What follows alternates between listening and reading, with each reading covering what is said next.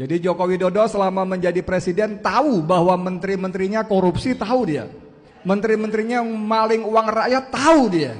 Tapi itu dibiarkan karena kemudian itu akan jadi modal dia untuk menyandra.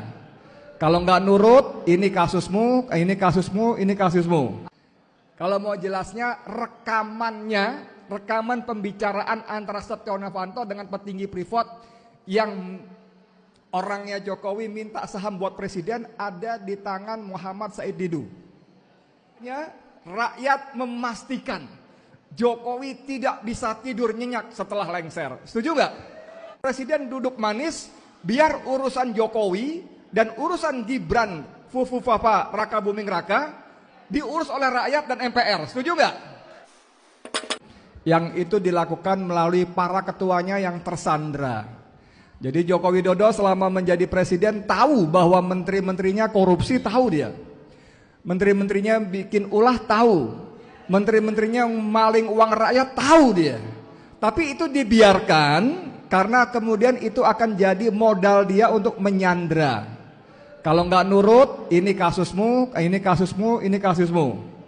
Kalau nurut, bagus ikut saya. Yang tahu begini persis namanya Refli Harun. Banyak informasinya dia, ya. Termasuk kemarin di acara yang di Menteng, yang kita tahu kan cuma 2 aja. Peristiwa tanggal 13 Oktober, ketika Prabowo dipanggil menghadap Joko Widodo di Solo, yang katanya dipanggil sebagai Menteri Pertahanan. Kemudian setelah tanggal 13 Oktober itu semuanya berubah.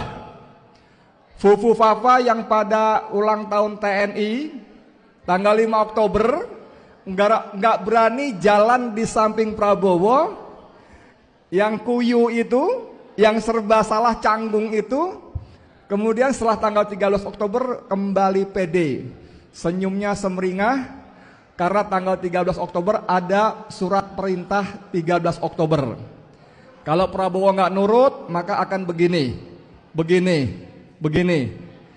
Ya, dan teman kita Refli Harun ngasih bocoran.